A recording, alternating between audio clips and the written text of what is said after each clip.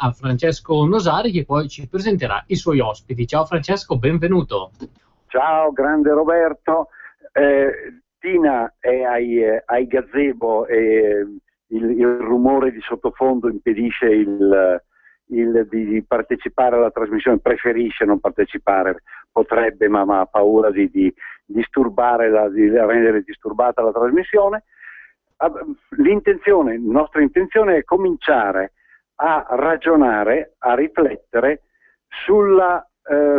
in occasione del centenario dell'inizio della Prima Guerra Mondiale, su quelli che sono stati gli effetti della Grande Guerra, la Große Krieg, anche sulla situazione attuale. A mio avviso, adesso ne parliamo con l'ospite, è stato il crogiuolo laddove si è sintetizzato. Da un lato si è preso atto dell'americanismo avanzante, dall'altro lato i regni allora esistenti hanno scelto il sacrificio, come era abitudine all'epoca, il sacrificio della guerra per consolidare, nel tentativo di consolidare il loro potere. In realtà hanno aperto alle dittature del secolo breve, del secolo scorso. Terzo, il comunismo. Quindi in quello scenario si scoppiano, si uniscono e si manifestano i fenomeni che poi hanno inciso nel prosieguo del secolo, hanno provocato sostanzialmente la Seconda Guerra Mondiale.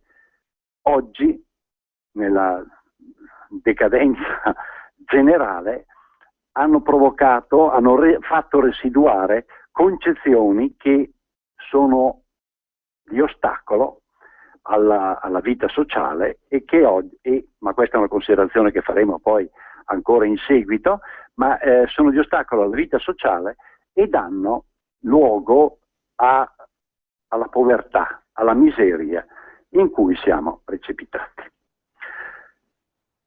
Queste conferenze vengono tenute dalla nostra associazione in varie località della Padania. Chiunque voglia invitarci a venire, noi veniamo gratuitamente, ci date soltanto un supporto locale, ci dite dove venire almeno, e apriamo questo sguardo storico che ci consente di vedere, di guardare con occhi diversi il futuro e anche in modo asettico, se volete, al di là del nostro credo indipendentista, autonomista, federalista, che rimane, ma al di là anche di quello, vedere in modo obiettivo, il più obiettivo possibile, quelli che possono essere le soluzioni a cui andiamo incontro e che speriamo di poter adottare, convincendo anche altri della bontà del lavoro,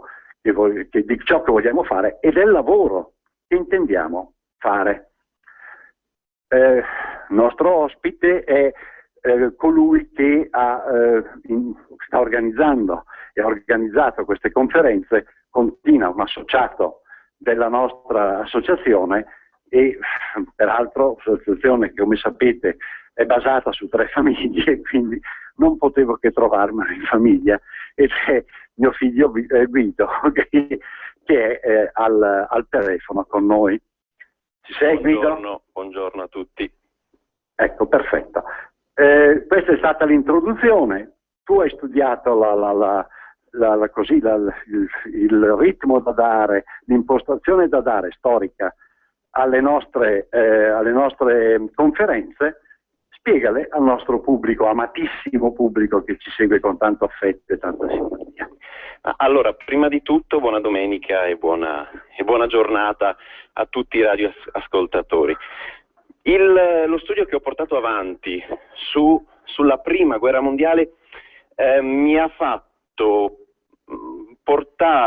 portato a creare un'ipotesi storica, un'ipotesi di lavoro, alla quale io invito chiunque ci stia ascoltando. Fondamentalmente il tutto si basa sulla peculiarità che la prima guerra mondiale vuole avere nella nostra storia europea, laddove su tutti i libri di storia e a tutti i bambini viene fatta studiare come la guerra dei popoli, a differenza delle altre guerre che hanno sconquassato l'Europa da quando un'idea d'Europa c'è. Ma questa considerazione è vera? Io mi sono domandato questo: c'è questa peculiarità nella prima guerra mondiale, oppure possiamo farla ricadere all'interno di un tipo storico di guerra che in Europa c'è sempre stato? La mia risposta è sì, possiamo farla ricadere. L'ipotesi di lavoro è molto semplice, ma parte da lontano, quindi seguite i passi che vi faccio fare. Possiamo dire che l'Europa, dopo il crollo, ma comunque già ai tempi dell'instaurazione dell'impero romano d'Occidente, si distingue da tutte le altre culture mondiali, anche attuali, perché tende sempre, e pensate a questa cosa, tende sempre a far incarnare ad un individuo un ideale. La nostra storia d'Europa è piena di questi esempi, mentre altre culture non hanno questi esempi.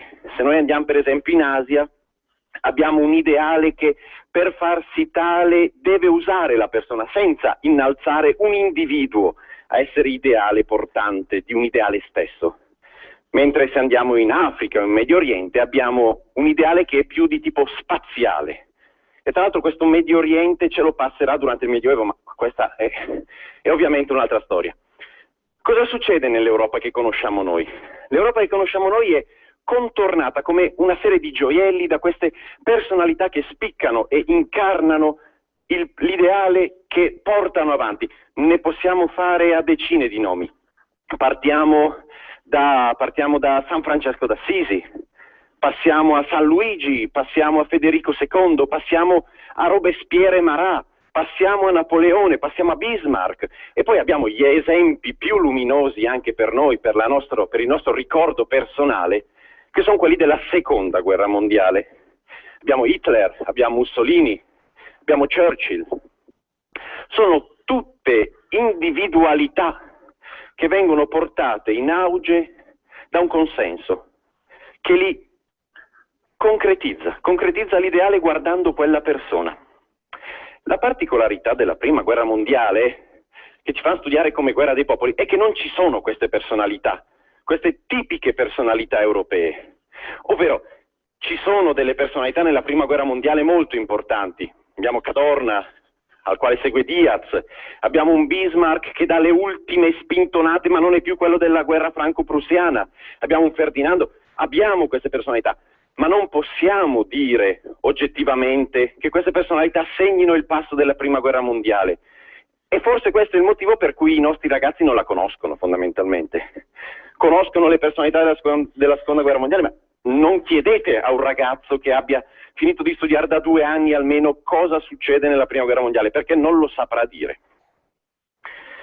Quindi, dove sta la peculiarità di questa Prima Guerra Mondiale dei popoli? Secondo me non c'è, e qui inizia la vera ipotesi di lavoro. E cioè, provate a immaginare di far rientrare la Prima Guerra Mondiale in una tipica escalation di queste individualità che spesso e volentieri in Europa hanno portato la guerra. Se fate questo, vedrete che necessariamente dovrete unire idealmente Prima e Seconda Guerra Mondiale, facendo della Prima e della Seconda Guerra Mondiale insieme un unico conflitto che potremmo chiamare il conflitto novecentesco, un grande conflitto, un conflitto trentennale quasi. Questa ipotesi di lavoro ci porta a 2 considerazioni. La prima ci porta a far pensare che una guerra di tipo decennale è tipicamente una guerra europea del vecchio continente. La seconda considerazione è che se noi guardiamo chi combatte nella Prima Guerra Mondiale e guardiamo la Seconda Guerra Mondiale, ci sembra di guardare una specie di film, un film fatto male da un regista pessimo, dove nel primo tempo ci sono già tutti i protagonisti del secondo tempo. Cioè, pensate, nella Prima Guerra Mondiale abbiamo già Mussolini, abbiamo già Rommel, abbiamo già Churchill, abbiamo già Pétain, abbiamo già Hitler. li abbiamo già tutti schierati che stanno combattendo. Abbiamo Versailles che sarà un grande filo conduttore tra le due guerre, se ancora le vogliamo chiamare due guerre, ma questa è solo un'ipotesi, ripeto. Ma la domanda più giusta a questo punto sarebbe: perché si dividono le due guerre? Perché c'è stato in mezzo quello che noi chiamiamo pace? A questa domanda possiamo rispondere citando per esempio come simbolo assoluto della mia risposta Verdun, le tipiche battaglie della Prima Guerra Mondiale, che più che essere battaglie erano veri e propri spargimenti di sangue. E cioè la Prima Guerra Mondiale, anche a detta dei generali tedeschi che la combatterono, non fu persa dalla Germania, per esempio, perché vinsero gli avversari, ma perché finì il sangue. I perdenti finirono pochi mesi prima, forse, il sangue di chi ha vinto.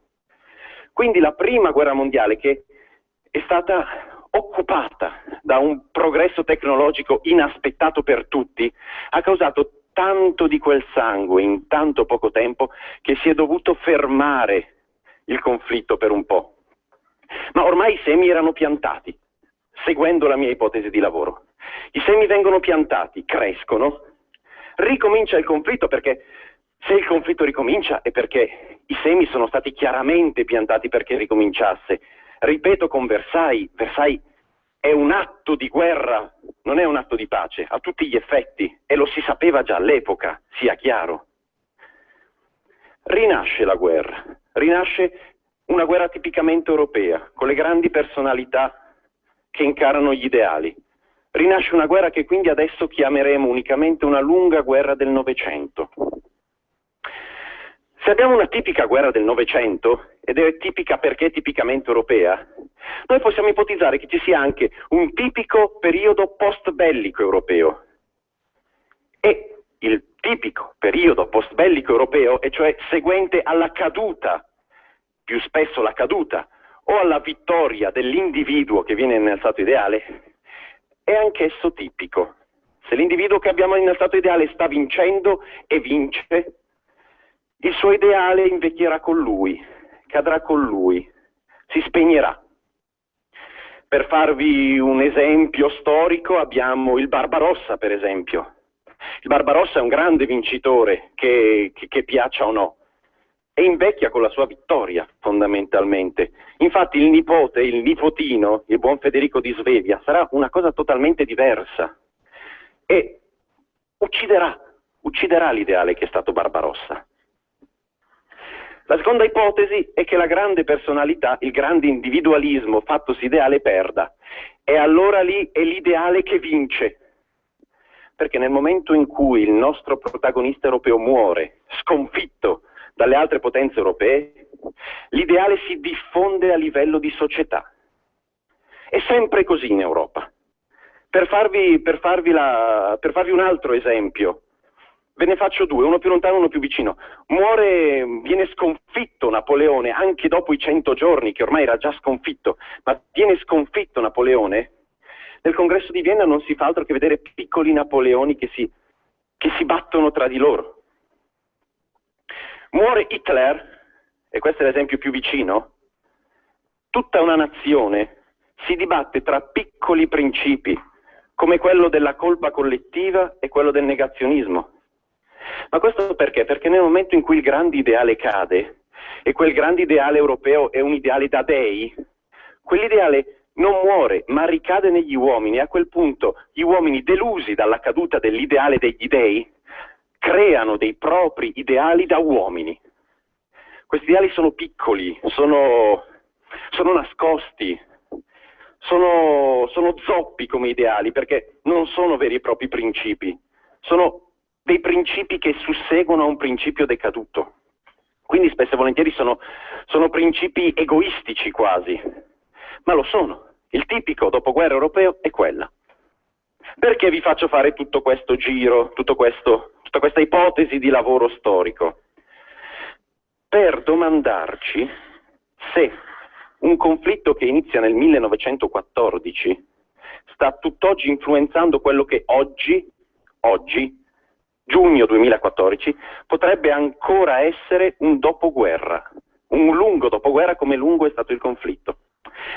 Quello che vi chiedo, se voi avete voglia se avete ascoltato e avete voglia di condividere questa ipotesi di lavoro, è ogni volta che un rappresentante vostro parla e si fa tutore di principi, quello che io vi chiedo è fare 2 domande dentro voi stessi, abbassando il volume della TV perché non vi serve più sentire quello che sta dicendo lui in quel momento. Abbassate il volume e vi chiedete, prima domanda, è possibile che questo farsi tutore dei principi sia semplicemente il frutto di un lungo periodo postbellico?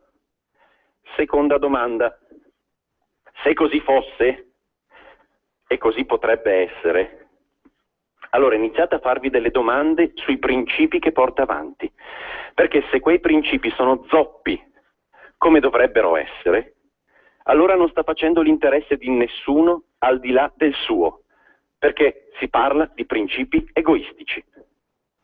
Questa è un po' la considerazione che oggi volevo introdurre sulla Prima Guerra Mondiale. Io spero che a qualcuno interessi e qualcuno risponda, ma adesso ovviamente passo la parola a chi sta tenendo questa trasmissione, perché ho parlato fin troppo. Quindi Francesco, prego adesso. Dunque,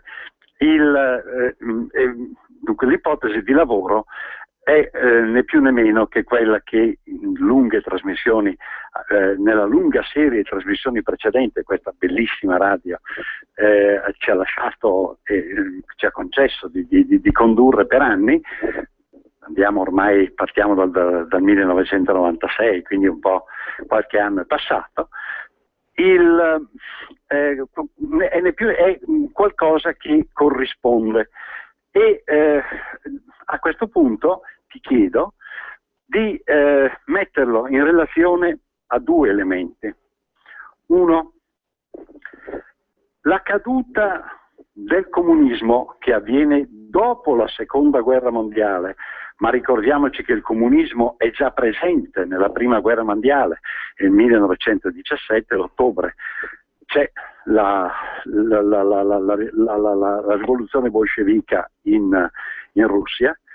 Allora, la caduta di del comunismo dopo la Seconda Guerra Mondiale ha dato luogo, come dicevi tu, a tanti piccoli egoismi, a tanti piccoli dei, i quali a questo punto non hanno più avuto e non vogliono avere più alcun riferimento con una relazione che in qualche modo sia oggettiva o fondata su principi e valori comuni, tale da consentire il costituirsi, il costruirsi di una società. E questo è un primo aspetto. La caduta del comunismo in effetti dà luogo, così come il partito era l'assoluto, dà luogo a tanti piccoli dei.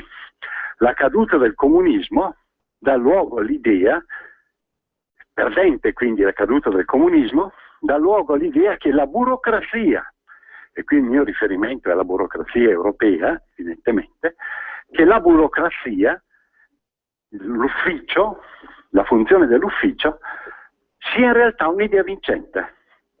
E l'Europa, da come nasce nel disegno del cancelliere Adenauer, di Schuman, di De Gasperi, si modifica, c'è l'intervento, tra virgolette, 4 virgolette, pensato dei vari Prodi e compagnia cantante, da parte italiana quantomeno, e diventa un'Europa, anziché dei popoli o comunque un tentativo di superare quello che si stava dicendo, i particolarismi, le guerre interne, diventa un'Europa che ha una concezione, che assume concezione, da un lato l'americanismo, già presente nella Prima Guerra Mondiale, dall'altro lato il comunismo, nella sua struttura, nella sua visione organizzativa, già presente anch'esso nella Prima Guerra Mondiale. E questo, primo dato. Secondo dato, se siamo la relazione che c'è oggi in quello che tu imposti come ipotesi di lavoro, come un ulteriore, lunghissimo dopoguerra, il significato della cosiddetta crisi economica, che noi qui per anni abbiamo illustrato o ipotizzato come prima guerra finanziaria mondiale. In questo caso, che in questo caso non è più soltanto europea, è mondiale, perché quantomeno del mondo occidentale, coinvolge anche gli Stati Uniti. Dall'altro lato, ultimo elemento da esaminare, prima guerra mondiale, seconda guerra mondiale come unica fase, il ruolo avuto e l'interesse rappresentato dagli Stati Uniti d'America. Questo secondo me è adesso la cosa da almeno accennare, poi nelle future trasmissioni andremo avanti, ma cominciamo a buttare, a ragionare, a cercare di confrontarci con i nostri radioascoltatori che sono attentissimi e telefonano solo quando sanno di dire delle cose effettivamente importanti. Buttiamo qualche seme e vediamo di discuterne, di parlarne, perché anche per i nostri radioascoltatori questa è una novità. Ma le cose che hai detto sono verissime, tutto giustissimo. Io posso risponderti in un modo, e cioè gli americani entrano in Europa da vincitori, hanno vinto una guerra, nel corso del Novecento loro vincono una guerra. E vincono anche la seconda. Vincono anche, sì, nell'ipotesi di lavoro vincono la grande guerra novecentesca, come giustamente dicevi tu, erano già presenti nella prima. Esatto. Quindi vincono loro, sono dei grandi campioni in questo, a differenza del comunismo che nella prima, per motivi che potremmo additare come bolscevichi, neanche comunisti, ma bolscevichi, perché a differenza dei menscevichi che erano più propensi ad un rimanere in guerra, i bolscevichi che vincono a stragrande maggioranza vogliono uscirne immediatamente, a differenza del comunismo che vince la seconda parte di questa grande guerra. Nella prima parte forse sta lì rannicchiato a rinforzarsi, non lo so, sta di fatto che in Europa, nella nostra vecchia Europa, soprattutto nella nostra parte di Europa, chi vince sono gli Stati Uniti. Ma gli Stati Uniti vincono con i loro grandi ideali, perché lo statunitense prima di tutto porta in guerra l'ideale, poi entrano anche i soldati. Com'è che vince con questo ideale? Vince parlando di libertà. Vince parlando di libertà e invece cosa offre veramente all'Europa?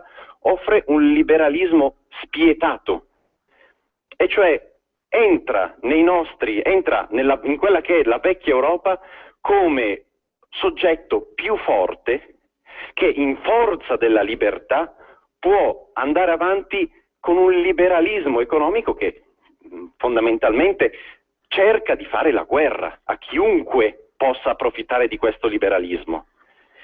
Dicendola molto velocemente questa cosa, se un nostro candidato si mettesse oggi come oggi a fare campagna elettorale parlando di libertà ed eguaglianza e facendosi consegnare un premio Nobel, ogni riferimento ovviamente è casuale, casualissimo, noi non potremmo che ridere in faccia clamorosamente a questo candidato, ma clamorosamente. Ma perché? Perché noi siamo quelli che hanno perso, noi abbiamo perso, noi non possiamo più permetterci di non ridere davanti a certe uscite. Loro invece non ridono, loro sono seri quando portano avanti queste idee di libertà e in verità portano avanti una vera e propria guerra, perché loro in casa non hanno mai perso e possono permettersi queste campagne elettorali che a noi distruggono, perché non bisogna mai dimenticarsi che la guerra economica, oltre a ovviamente essere una vera e propria guerra, ma inizia in una prima istanza nella testa di chi è combattuto. Noi siamo succubi sia culturalmente che ideologicamente, che bene o male che ci piaccia, e forse anche economicamente, di questi Stati Uniti che hanno voglia di conquistare, hanno una grandissima voglia di conquistare E il dato in più che hanno loro e che noi stupidamente e ottusamente, spesso e volentieri, vorremmo avere dalla nostra parte, sono queste bandiere della libertà, l'eguaglianza, bandiere assurde, veramente assurde anche a dispetto di quello che viene fatto da loro. Quindi è a tutti gli effetti una guerra, è a tutti gli effetti una guerra che viene condotta con materiali nuovi, con materie nuove. Ma è una guerra che è stata iniziata dal vincitore ed è questo il nostro grave problema, secondo me. Prima di tutto idealmente, poi anche a livello di guerra. Cosa ne pensi? Quello che stai dicendo ha un diretto riferimento con quello che sta avvenendo nella stessa Europa. Da un lato la cancelliera Merkel, che comunque capisce che c'è questa aggressione e con le forze della sua economia, della sua capacità di resistenza, di espansione, si oppone a questo da un lato, e dall'altro tutta la problematica che viene sollevata, che è di estrema attualità, sulla funzione dell'Europa oggi, da un lato, e dall'altro sul fatto che un'Europa di questo, così come oggi, l'Europa così come oggi congegnata, non può comunque avere come bandiera di partenza una moneta, perché è una roba che non sta né in cielo né in terra. Cioè, negli Stati Uniti sul dollaro c'è il grande motto, è il simbolo di un potere, il dollaro, ma di un potere che effettivamente c'è, come stavi dicendo tu. Qui abbiamo una moneta che è simbolo, non si capisce bene di che cosa. E questo è un primo aspetto. Un secondo aspetto è che la gestione di questo insieme e di questa guerra, di questa fase di guerra, che è una guerra economica, sia demandata a una organizzazione burocratica. Cioè, l'Europa è composta da 27 stati sedicenti sovrani, i quali, per non voler rinunciare, come di fatto hanno rinunciato in effetti, alla loro sovranità, affidano in realtà la loro sovranità in mano a una burocrazia. Ecco, io ti voglio fare una domanda che avrei sperato che qualche radioascoltatore ti avesse fatto in questi secondi, ma te la faccio io.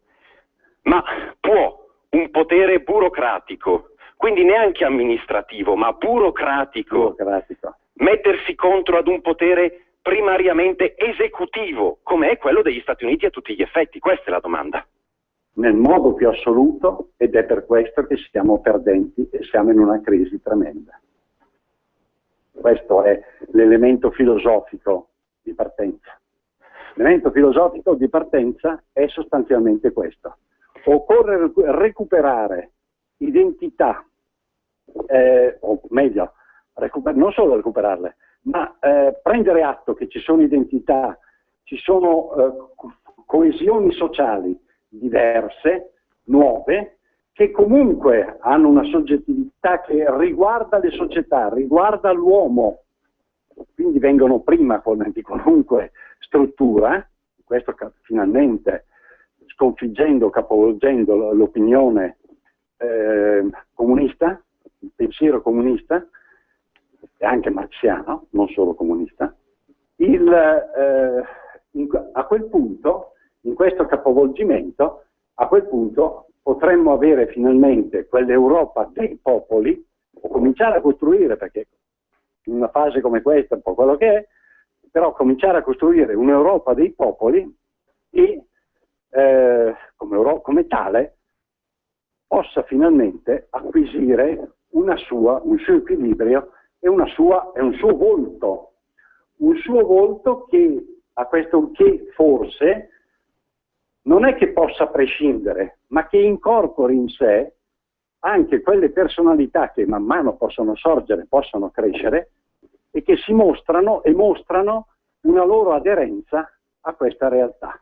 E allora sì, continuo io a farti domande, le domande che dovrebbero esserti poste da altri, ma te le faccio io. Sapendo, e perché ti conosco, che piaccia o no, ma ti conosco, sapendo che hai una certa quale esperienza in diritto, certa quale, ironicamente parlando, secondo te la risposta a un tipo di guerra come questo sarebbe a questo punto una riforma amministrativa a livello europeo? Sicuramente no. Non può essere una riforma di tipo amministrativo, ma non può essere altro che la costruzione di nuovi rapporti fra le società che effettivamente esistono e che si differenziano fra loro anche all'interno degli stati nazionali. Ma con l'insorgere di personalità come può essere anche solo il nostro Movimento 5 Stelle, che adesso si sta alleando con altri che fondamentalmente, a dir loro, non vogliono questi rapporti, e che piaccia o no queste forze stanno emergendo.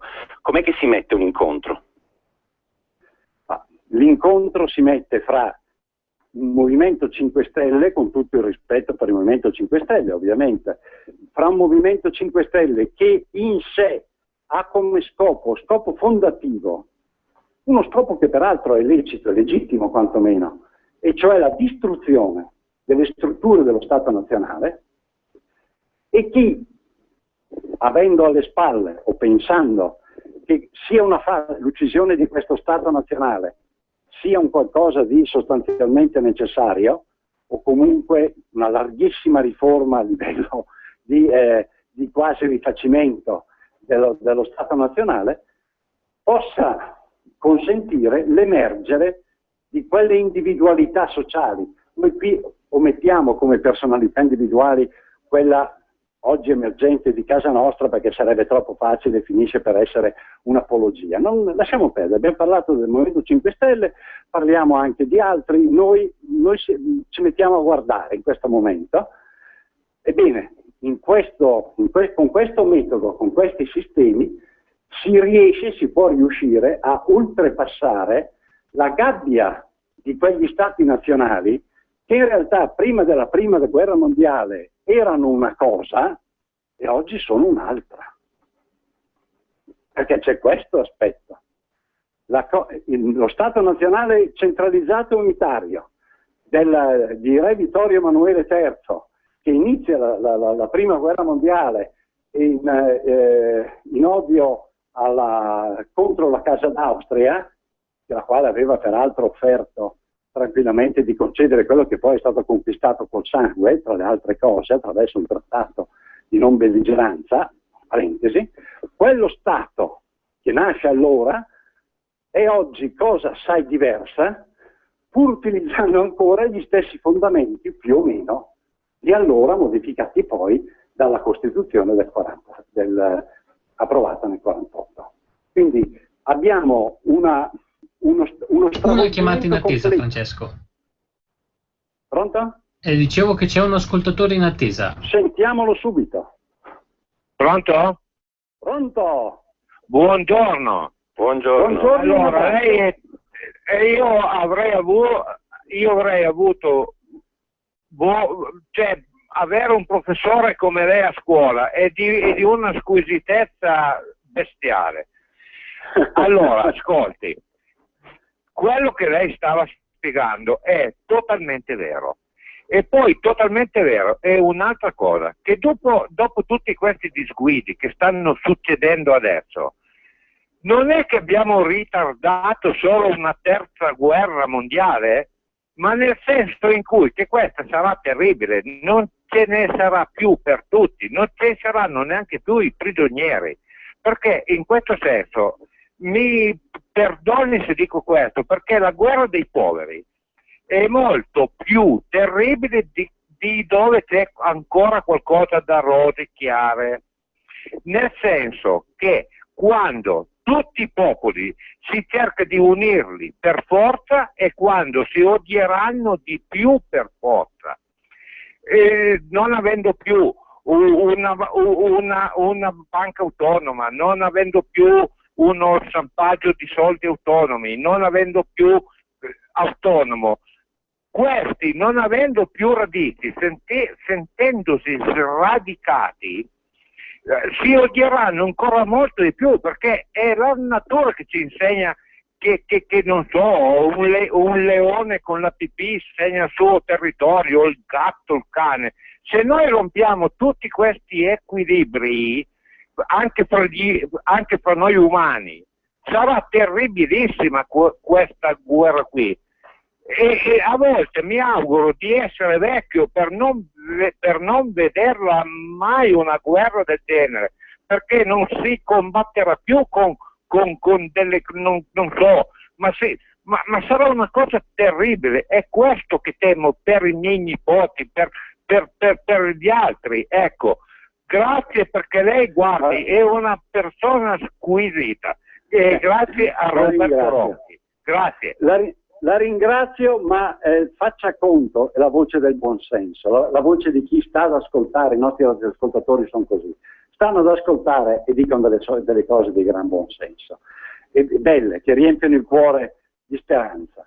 A mio modesto avviso, quella terza fase di quell'unico conflitto mondiale iniziato nel 1914 è già iniziata, ed è l'attuale guerra finanziaria che è iniziata e che è attualmente in corso.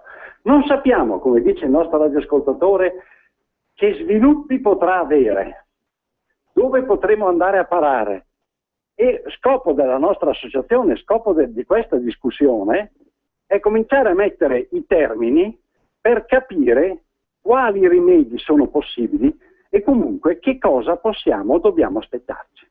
Ecco, questo vorrei che fosse chiaro a tutti, perché il quadro che si sta dipingendo, per carità, è un quadro ipotetico, ma è un quadro estremamente realistico, e la telefonata del nostro radioascoltatore mi conforta moltissimo, perché viene da chi lo vive la cosa, la sente, quindi non è un'ipotesi cappata per aria, detta da studiosi e tirata giù da chissà dove.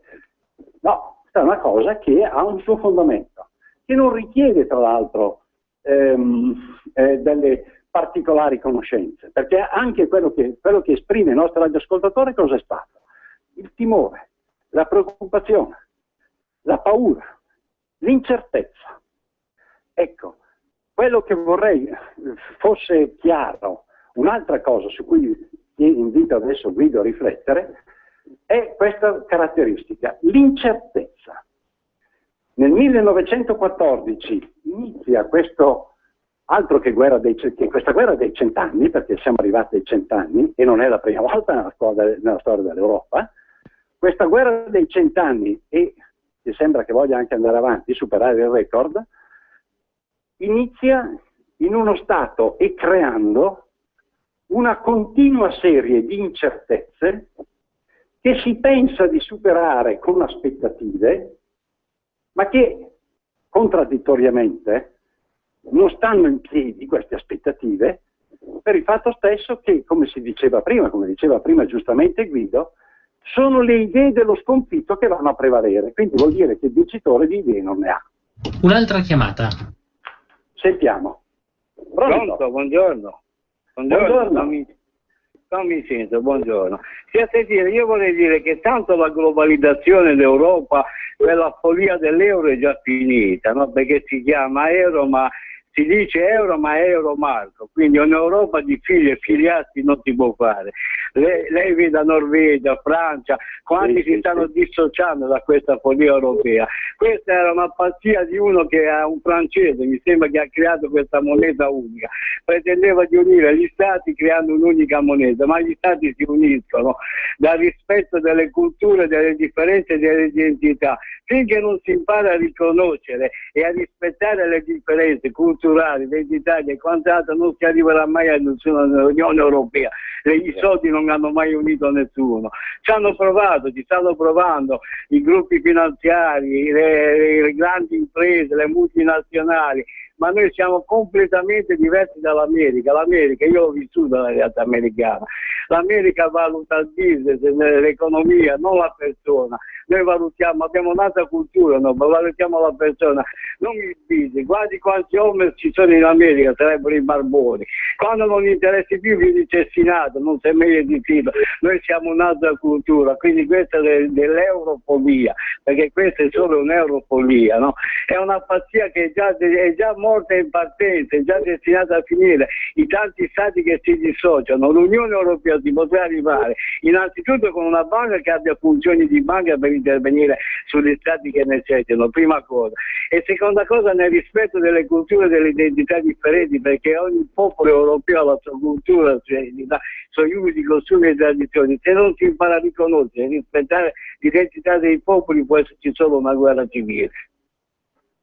Io la ringrazio e preciso che i popoli non necessariamente corrispondono alle nazioni così come le abbiamo ereditate da prima della Prima Guerra Mondiale.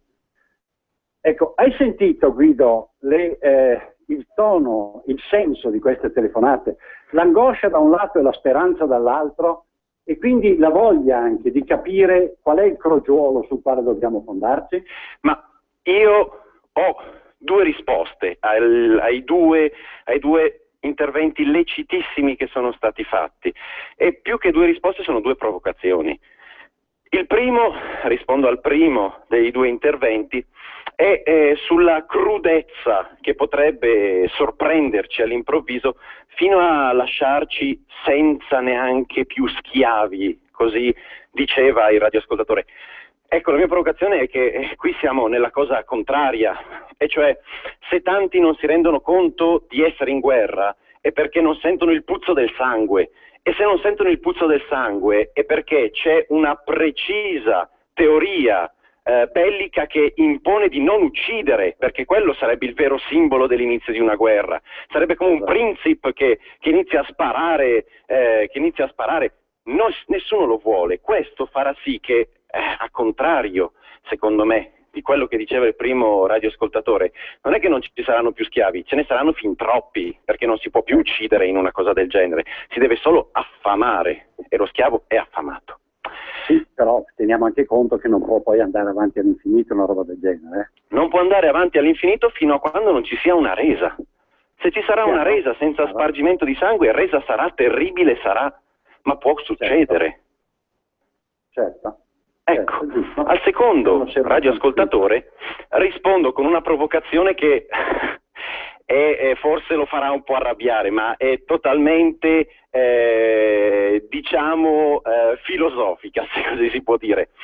E cioè mi riallaccio all'idea di parte maledetta di Bataille, il quale dice che non c'è cultura che non porti se stessa ad esplorare la propria parte maledetta. E se l'ascoltatore è così convinto che la nostra parte maledetta, perché quello intendeva Bataille, che la nostra parte maledetta sia un estraniarsi dalla nostra propria cultura, beh, forse è la nostra stessa cultura che ci porta lì, forse era, filosoficamente parlando e come provocazione, io lo ripeto, forse era inevitabile per noi finire così, per ora. Poi Bataille stesso dice che nel momento in cui la legge è superata, la legge si rinforza, e non avrebbe senso una legge senza il proprio stesso superamento.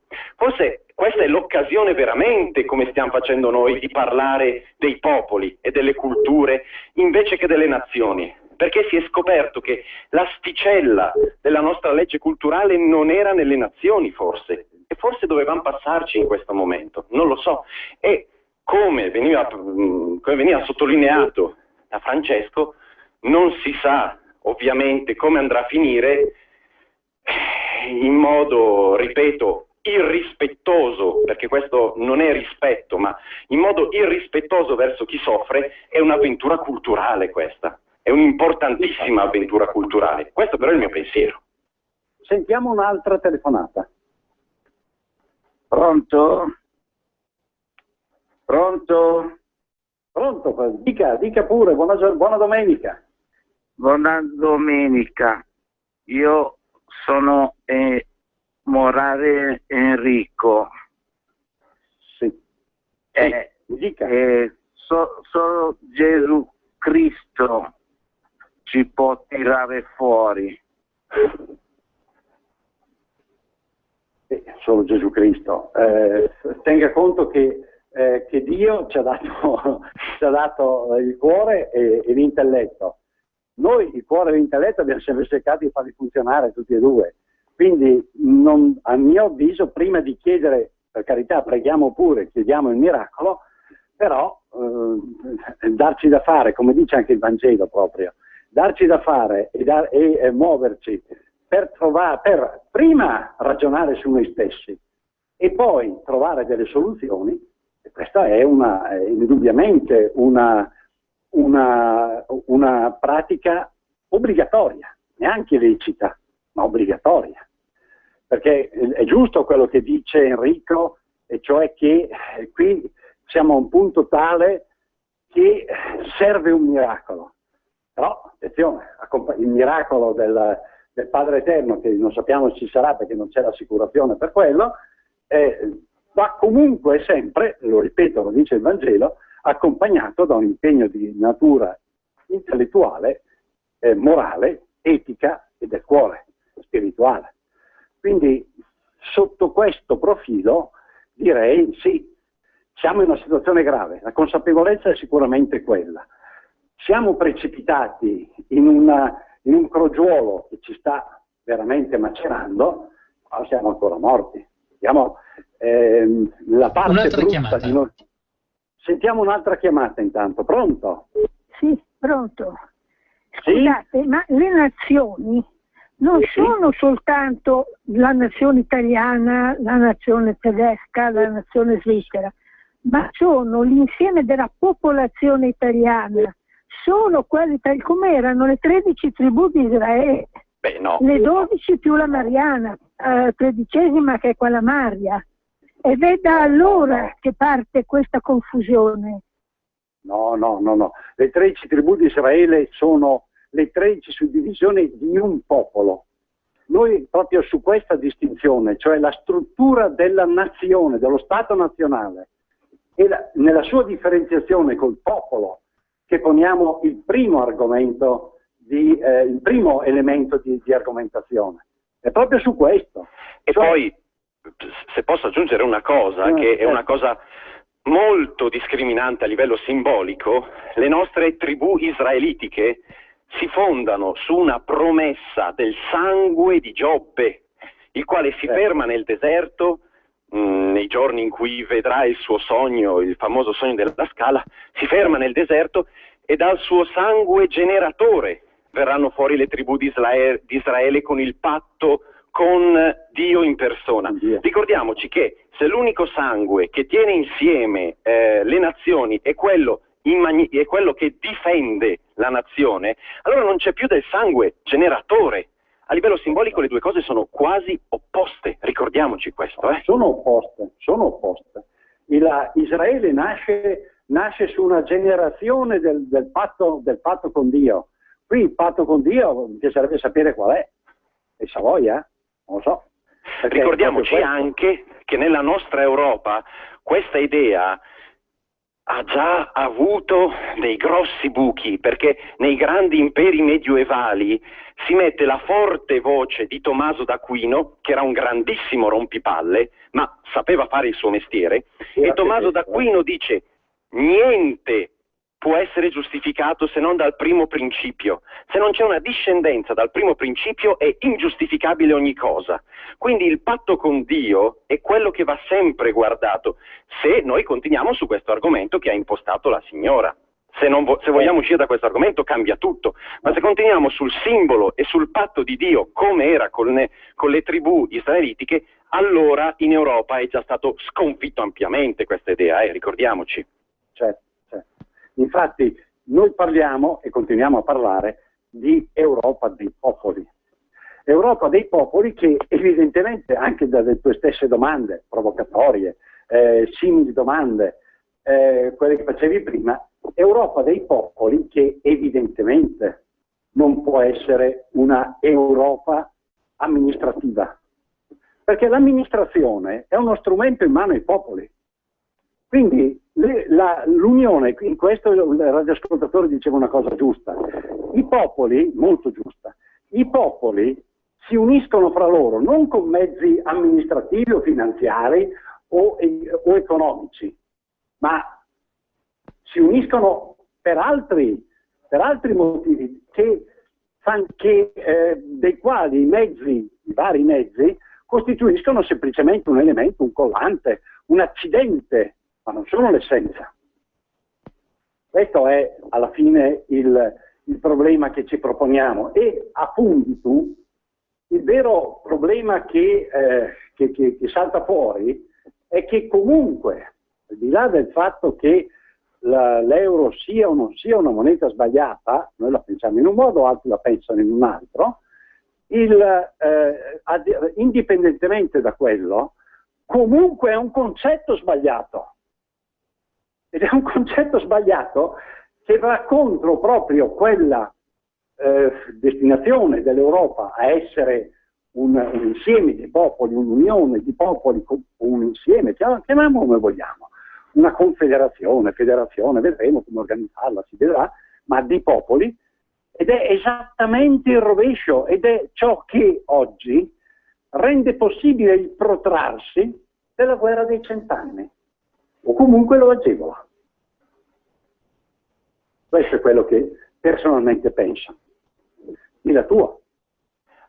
Io sono completamente d'accordo, aggiungo solo una cosa per chiudere, diciamo, semanticamente il discorso, e cioè nazione è la terra natia.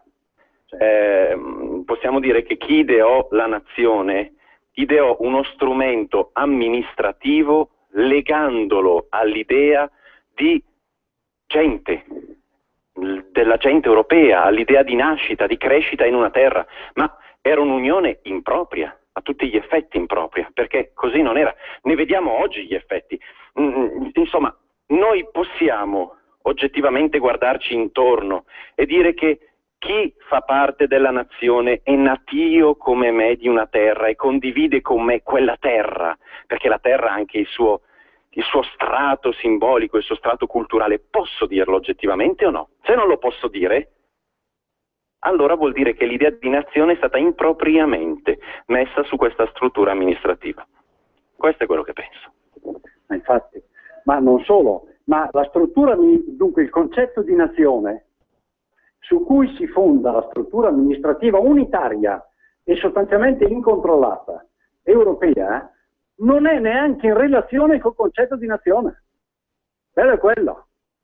Cioè è un qualcosa a sé, una superstruttura che non può che essere elaborata dal pensiero comunista, in quanto sconfitto è diventata vincente.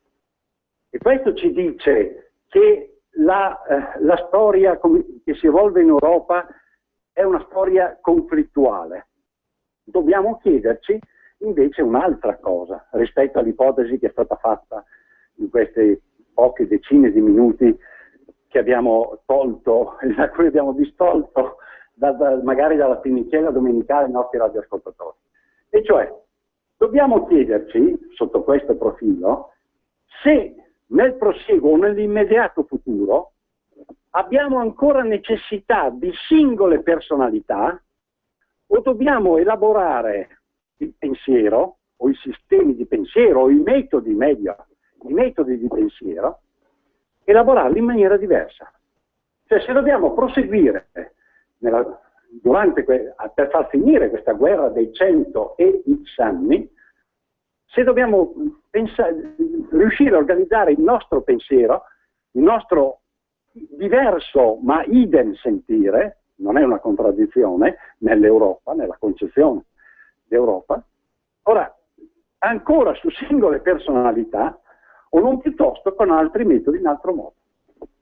E questo è un po' anche il messaggio di speranza e di invito alla ricerca che noi, umilissimi conduttori volontari di una magnifica, meravigliosa radio, proponiamo alla nostra gente, quella gente che ci ascolta con affetto in numero rilevantissimo, nonostante non siamo proprio i più sempre presenti, perché alla domenica è anche difficile che non ci siano manifestazioni, non ci siano impegni, però questo ci conforta da un lato. Dall'altro siamo purtroppo arrivati al termine. Ecco, è quello a cui vogliamo attingere. Tu, Guido, cosa dici? Ma posso solo aggiungere buona domenica a tutti e riprendiamo settimana prossima probabilmente. Su quello non c'è dubbio. Ora, abbiamo ultimato il nostro tempo a disposizione. Io vi abbraccio tutti, vi ringrazio, abbraccio Roberto, abbraccio il nostro mondo di gente che ha voglia ancora di pensare in proprio e di mettersi in discussione, e da un punto di vista così come sempre io ho fatto, grido, ma lancio il grido: viva l'Europa dei popoli, viva il nostro Lombardo Veneto. Abbiamo ascoltato lo spazio del Centro Culturale Roberto Ronchi. Allora, questa è l'auto giusta per voi. 4 ruote motrici, interlimpelle, cerchi in lega, cambio automatico, full option al prezzo assolutamente. Sì, ho capito, ma la Digital Radio ce l'ha. Oggi puoi avere un'auto